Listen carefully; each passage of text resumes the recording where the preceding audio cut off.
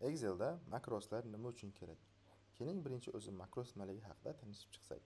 Makros bu makro so'zidan olingan bo'lib, ingliz tilida olingan makros bu Excel dasturidagi bir qator buyruqlar va amallarni yozib chiqish va keyinchalik avtomatik ravishda bajarish imkonini beruvchi vosita. Excel'da makroslar nima uchun kerak? Qayta bajariladigan ishlarni avtomatlashtirish uchun, murakkab yoki ko'p vaqt talab qiladigan amallarni tezroq bajarish uchun, ma'lumotlarni tezkor tarzda tahrirlash, formatlash yoki hisoblash uchun kerak bo'ladi. Hisobotlar tayyorlash va standart vazifalarni bir necha soniya ichida bajarish uchun kerak bo'ladi. Makrosning oddiy ishlash prinsipi. Siz bir nechta qadamlar, masalan, kataklarni ranglash, qiymat qo'yish, formatlashlarni yozib chiqasiz. Keyinchalik faqatgina bitta tugma bosib, shu qadamlarni avtomatik bajarasiz. Makroslar qayerda bo'ladi?